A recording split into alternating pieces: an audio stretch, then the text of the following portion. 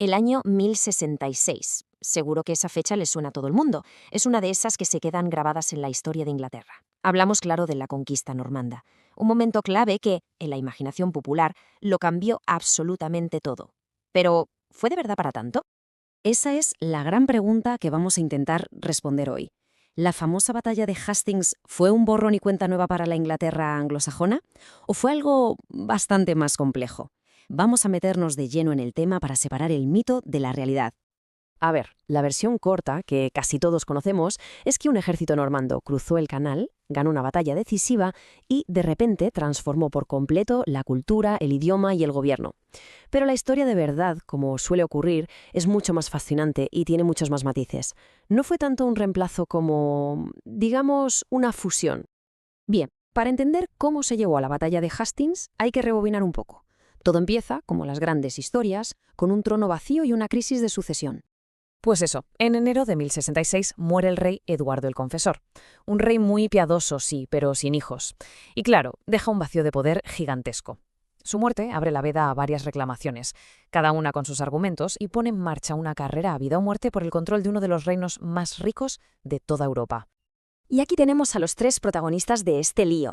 El primero, Harold Godwinson, el hombre más poderoso de Inglaterra que además fue elegido por sus colegas nobles. Luego, al otro lado del canal, Guillermo, el ambicioso duque de Normandía, que aseguraba que el propio Eduardo le había prometido el trono. Y ojo, que desde el norte venía el temible Harald Hardrada de Noruega, un vikingo legendario que reclamaba sus derechos a través del antiguo imperio del rey Canuto el Grande. Tres hombres, un solo trono. El escenario estaba servido para el conflicto. Y menudo año fue 1066. Todo se decidió en cuestión de semanas. Fue una locura. Harold Godwinson se pega una marcha forzada épica hacia el norte para frenar la invasión noruega y, contra todo pronóstico, los aniquila en Stamford Bridge. Una victoria increíble. Pero apenas 3 días después, Guillermo desembarca en el sur, así que Harold tiene que dar media vuelta con su ejército agotado y marchar otros 400 kilómetros. El choque final en Hastings fue brutal, duró todo el día, y al final una flecha cambió el curso de la historia para siempre. Con Harold muerto en el campo de batalla y el ejército anglosajón destrozado, Guillermo es coronado rey. Y es justo aquí donde la historia se pone de verdad interesante. Porque, lejos de arrasar con todo, Guillermo demostró ser un tipo sorprendentemente pragmático. Fijaos en este fragmento de la crónica anglosajona. Es muy revelador. Describe la conquista de una forma casi burocrática. Sometió esta tierra, le pagaron tributo, compraron sus tierras. Esto nos da una pista clave. Guillermo no venía a destruir el sistema, sino a tomar en control y hacer lo suyo. Este pragmatismo se ve clarísimo si comparamos lo que se mantuvo y lo que cambió. Por un lado, Guillermo conservó la sofisticada estructura de condados, los shires, el supereficiente sistema de impuestos sobre la tierra, el Hidash, una moneda real estable. Es que el gobierno inglés funcionaba como un reloj. No tenía sentido reinventar la rueda. Lo que sí cambió, y de forma radical, fue quién estaba al mando de todo eso. La verdad es que esta analogía moderna le va como anillo al dedo. Guillermo se encontró un estado que funcionaba de maravilla, muy bien organizado.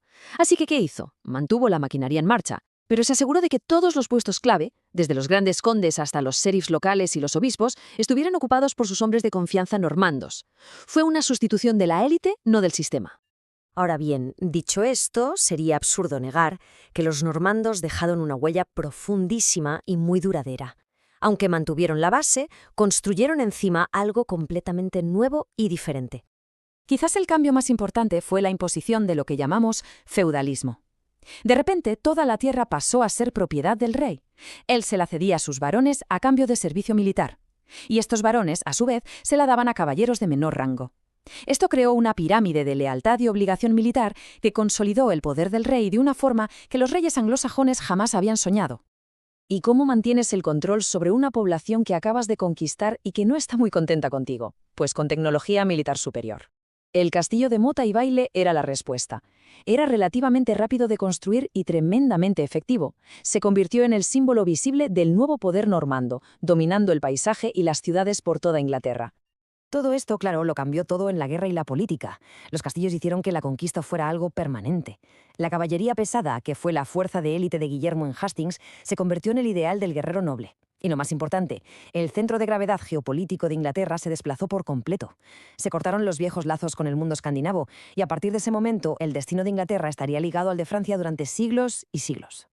20 años después de la conquista, Guillermo encargó una de las hazañas administrativas más impresionantes de toda la Edad Media.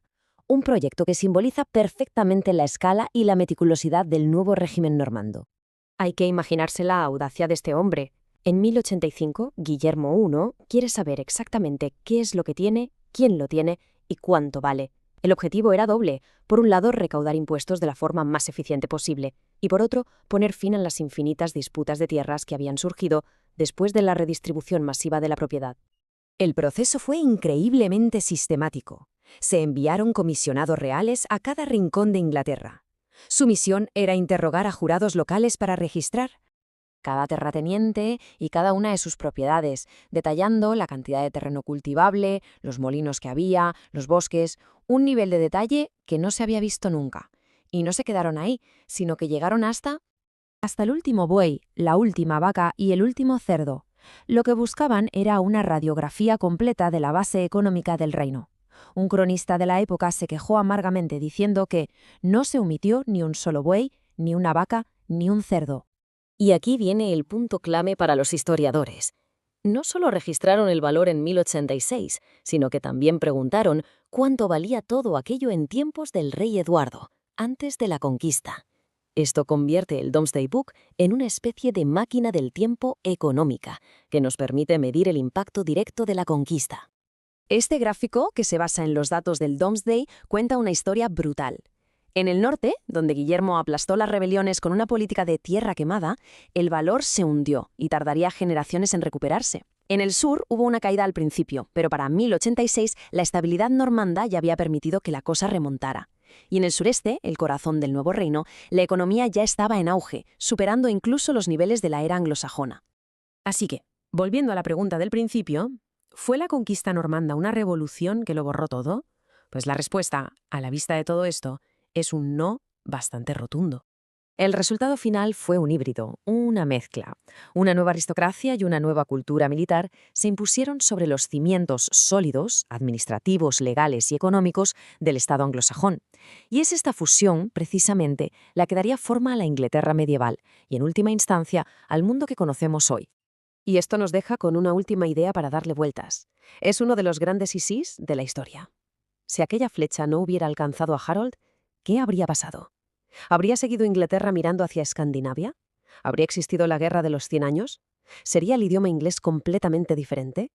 Es imposible saberlo, claro, pero nos recuerda el peso inmenso que un solo día, una sola batalla, puede llegar a tener en el curso de la historia.